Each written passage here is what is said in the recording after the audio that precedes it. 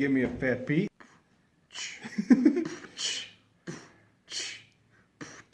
We're the Nostalgia Brothers. Nostalgia Brothers. I just want to know if I can get you to do that. No. Welcome to the Nostalgia Brothers podcast, where we are going to play, review, rate, and rank all the games on the Nintendo Entertainment System, Nintendo Switch Online. My name is Mark. I'm Pat. And this is episode 2. It's going to be our first review. Well, technically episode 1. So was the other one episode 0? It was an introduction. Introduction is episode 0. So anyways, our first review, our first game. A first game, yes. That we are reviewing on the Nintendo Entertainment System, Nintendo Switch Online. What a fucking title, right? Say that 5 times fast. The NES Switch Online game we are going to be reviewing is, ladies and gentlemen...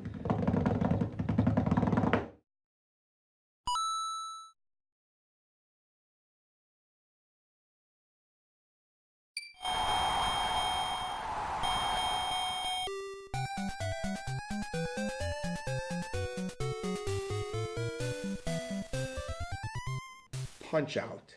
That is punch dash out exclamation point. I just read that Mike Tyson isn't happy about it. Get right into it. Because, what did he say? Because I learned some things today too. I did a little research because we played the game, and I was gonna say Punch Out. What is it? Oh, we all know what Punch Out is. Fair enough. All right. Well, tell us about Mike Tyson, because I didn't say anything about Mike Tyson's Punch Out. Exactly, and that's the thing. When you think of Punch Out, what do you think of? Mike Tyson's Punch Out, really. And that's kind of the thing he said, was when you think of Punch Out, think of Mike Tyson's Punch Out. And I think he was upset that it wasn't Mike Tyson's Punch Out that was released. That was all. I learned something actually interesting about it too. So while we're in the what is it, Punch Out is a Nintendo game, which is why we're playing it on the Nintendo Switch. Entertainment System, Nintendo Switch Online system. It was developed by Nintendo R&D 3, published by Nintendo, and a whole bunch of other credits. Basically, it was Mike Tyson's Punch Out, released 1987. What happened was, one of the guys, Nintendo guys or something, was like, saw this Mike Tyson guy. He was like, this guy is freaking awesome. So I want to look up the price, because I don't think it was anything crazy. I'm going to say $50,000, but I might change it. So basically, he saw this young Mike Tyson, was like, this guy's amazing. I want him on the face of my game. So he's like, Mr. Mike Tyson. And this is literally before Tyson was really even Tyson. Like, he was a great fighter, but he hasn't won. You can't be on the same Wikipedia as me. I don't know what you're talking about. Well, that's why I'm storytelling to you and the rest of our audience. Mike Tyson basically... So he comes up to Mike Tyson and said, listen, you're phenomenal. $50,000, 3 years I want to use your likeness. Okay? So they did this. And this was actually sort of a gamble, because this was like before Mike Tyson won his first championship. But Mike Tyson wasn't the first one, was it? Yeah, Mike It was the first one? Yeah, it originally came out as Mike Tyson's Punch Out. In 1987, so once his royalties or whatever expired, instead the game was a hit, so Mike Tyson was the final boxer that you fought in Mike Tyson's Punch Out. So the game's a hit.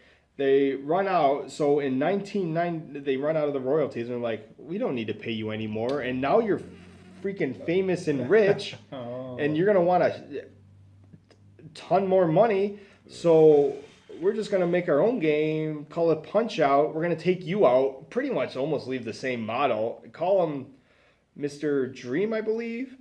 Was it Dream or So we're gonna say the 50K. final Dream fight against in the gold version? It's Super Macho Man.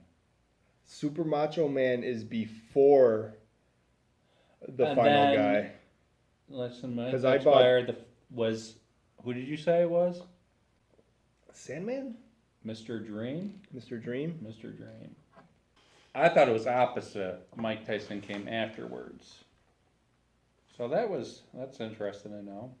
It is interesting because not only that, so they ran out, and then in 1991 they said we're just going to call it Punch Out now. Now my prepubescent brain, like, always put it into my mind, and then maybe it was what do you call it when you thought something happened a way and it didn't happen?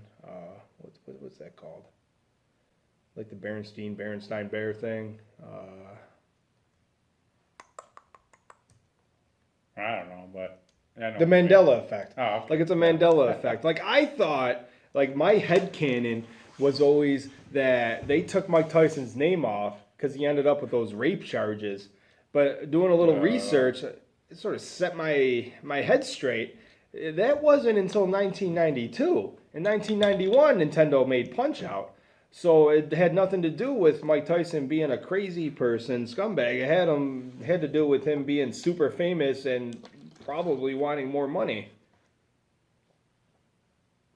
And I wouldn't have thought this too. I would have thought that Punch Out, you go and fact check that on eBay too while we're at it. That Punch Out was like the Mike Tyson's Punch Out would have been the harder to get, the more rare of the games.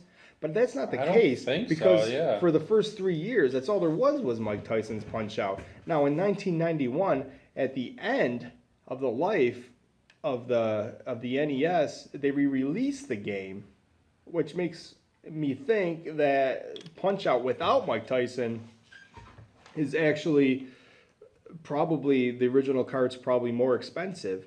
Now, with all the other releases, all the virtual consoles, our Nintendo Switch Online that we're reviewing, playing, and rating, they're all just called Punch Out.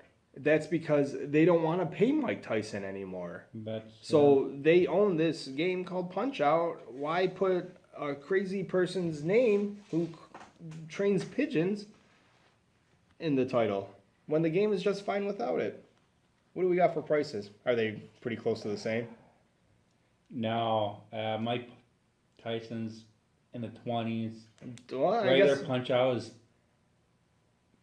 below 10. Well, I guess, we fact checked that one, and apparently I was wrong. I would assume that more copies were made of the Mike Tyson's Punch Out, which is probably true. And right now, on the eBays and internets, But I didn't go through the sold list. Right, I'm half assuming that the Mike Tyson version is more expensive, just because of based on the fact that it's Mike Tyson, not based on any kind of rarities. No, I agree. Although near the end of the NES life cycle, it is possible that they didn't make a whole ton of regular Punch-Out carts either. So that is Mike Tyson's Punch-Out.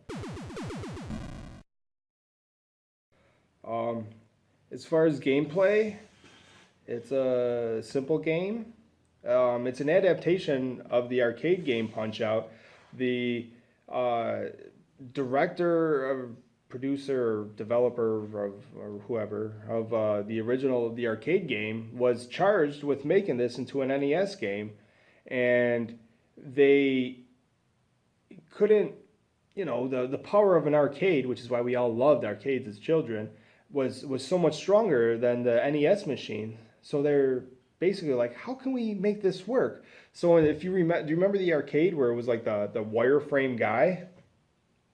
I think Super Punch-Out might have had that. I don't know exactly, but I don't know. Like it was retrospect. We're 5 years apart. You said you were born in 80, and I'm 85. I didn't say when I was born. I said I was 6 in 86. Exactly. So that age-wise, you remember better stuff than I do. Early 80s to mid 80s. But anyway. Which makes it even more fun when you go back and read things, because the things you remember as child and as children and stuff, and then you go back as an adult, you're like, wow, my headcanon was way messed up. Mm-hmm. So, but basically, doing the awesome amount of research that we did, the guy who I can't remember his name, that's how good the research was charged with porting his game to the NES. Now, the arcade was so strong, and the arcade, you'll remember, listeners, not the guy next to me, that was like a big wireframed guy, and your fighter was just unknown fighter. So, you're punching and stuff, and it's a wireframe. And the reason it was like that, a green wireframe, is so you could see the boxer you were fighting. Now, to put it to the NES, they couldn't do all that. So that's how Little Mac was born.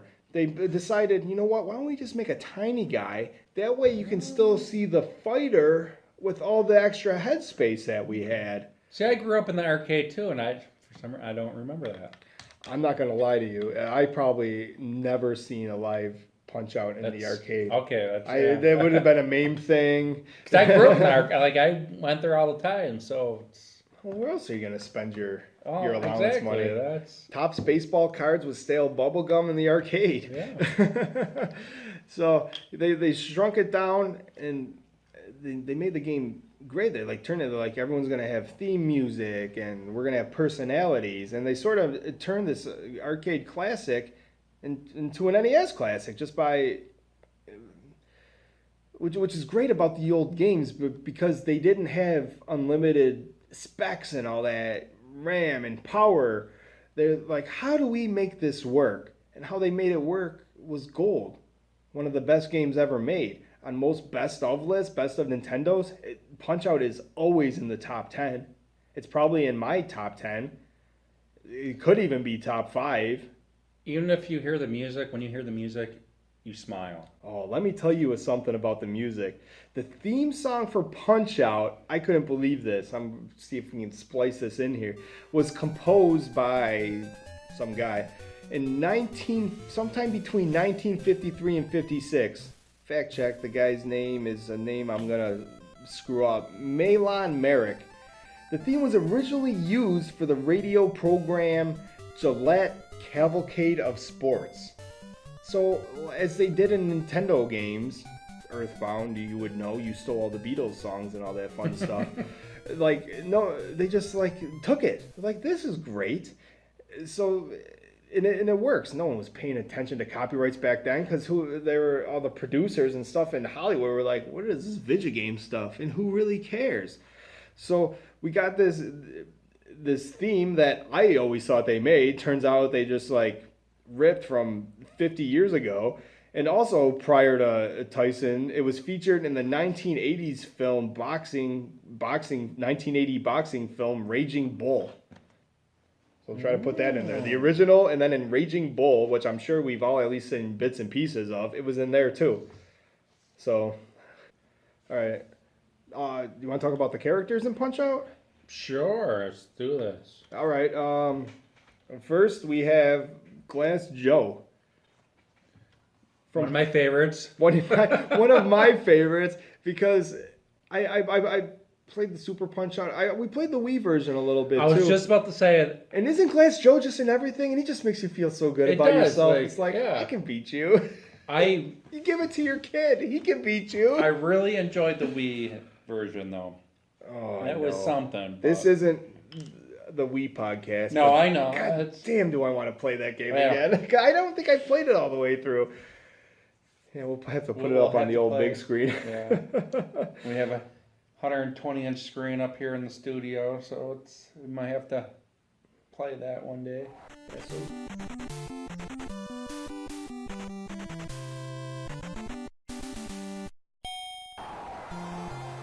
Glass Joe, you could just beat with brute force if you wanted to. You can just punch. He's not very good at blocking. If you lose to him, I'm sorry. I don't know. Superfan Dave, I think, is lost to him. He's like, I don't think he ever played Punch-Out. He's even a little younger than us, so he didn't really. He's just probably mashing buttons. It's still like a 30-year-old Was that on the Wii man. though, or the No, regular? He was playing the NES Online Oh, version. really? I'm like, play this Punch-Out game, man. He's like, I don't know what to do. Glass Joe's whooping my ass. I'm like, oh no. Well, do you know there's, I think, with two characters, there's a guy in the crowd. I think it's for, I want to say Honda and Bud Bull. That's a bald bull. That's a bald bull spoiler. Is there, yeah, where the guy in the crowd, he like ducks? Well, there's a camera flash. Yeah. Bald bull. Yeah, it's Okay. like a camera flash, so you know when to punch. Yeah. And a quick punch ski went. Glass Joe's mad easy. There's not much to him. You can brute force him. You can wait for him to you dodge. Start knocking on him a little bit. He's easy to get a star out of, and you hit him with a star power, which is on the NES. It's the start button on the original NES. On the Switch, it's the plus sign. You hit him with the star, or with the plus sign, the star power, and boom. I don't think I ever use a star power on Glass Joe, but Yeah, but you don't need to. yeah. But it feels so good. Like, I don't feel bad for him. I'm like, I kind of do that. I don't think I. Be like, you're a grown man in this ring with little Mac. All right? Don't fucking come at me and think you're not going to get a star uppercut.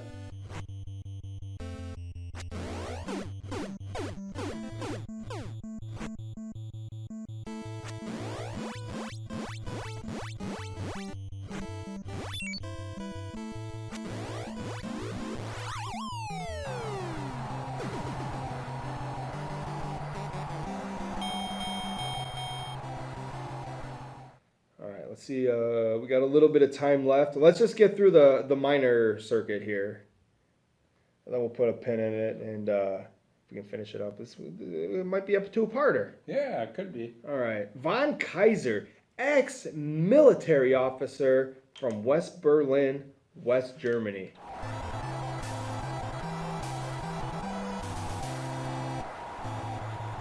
Now that is lost in time right there. That's fantastic. He is the second opponent in the minor circuit. The minor circuit's great because basically you're learning the ropes of the game. It's like a tutorial before games held your hand and like paused and said, press the A button now. It's just another character where you're taking a little, they're throwing a punch at you. You dodge, you punch them a little bit. That's all there is to it. Yeah, not much to him, but let's go to. He does have a tell before he punches. This might be the first character with a tell, number 2 here. He does the head shake, right? The little head bob. He does the head bob jab. So right as soon as he does the head bob, you give yourself a little dodge. Give him a bunch of uppercuts. Boom, piece of cake.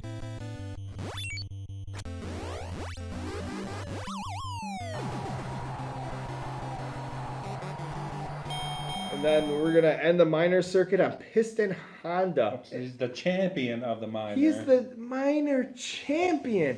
And you've been playing this game for minutes, and you are loving life, and you're like, oh my God, I already have a championship bout.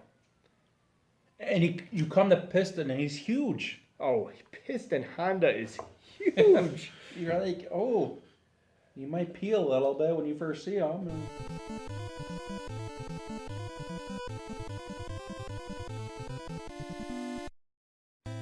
But he's a big softy. He is a big softy. He's a Again, big softy. you can just wait until he throws a punch at you. You do the old dodge, and then you start nailing him. He has a tell also. He does the eyebrow shake, that little eyebrow shake thing, the people's eyebrow he'll throw up there. You punch him as soon as you see that people's eyebrow, boom, instant star. He also, does he do it in his first incarnation? Does he let the police cars drive by the castle here, making sure we're all protected? Isn't he the first one that like does something special? Like is he the one that backs up, then he takes a couple steps forward and starts jabbing? Doesn't he back up a little bit?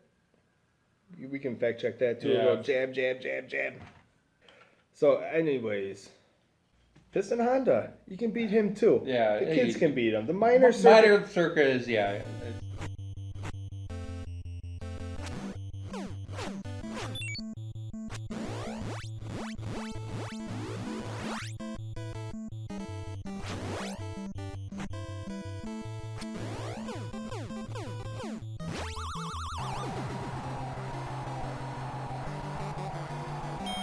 The minor circuit is basically the funnest part of the game. You can play through the minor circuit, turn the game off, play through the minor circuit again.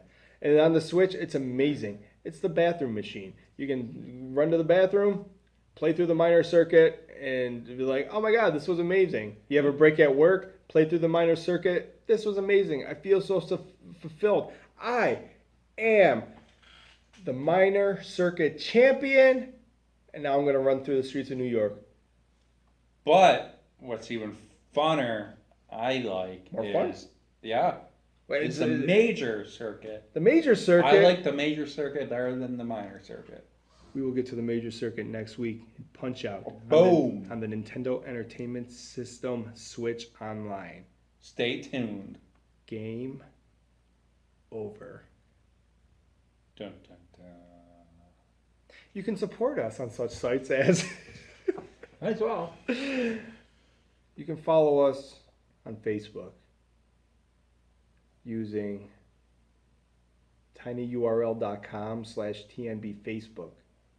You can find us on YouTube on tinyurl.com/tnbyoutube. What does You can TNB stand for? The Nostalgia Brothers. You can support us. We have cool stuff for sale on tinyurl.com/tnbebay. And you can support us on our tip jar at patreon.com/ I'm not sure. I haven't set it up yet. Maybe I'll edit it in here. Game over again.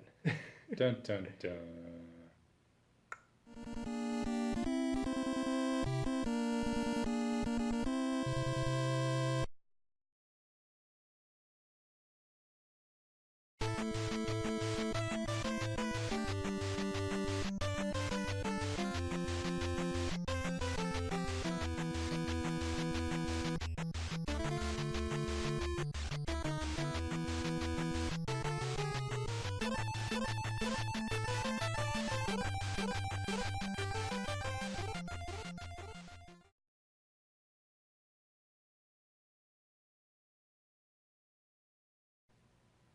Okay. I like that. Yeah, that was fun, wasn't it?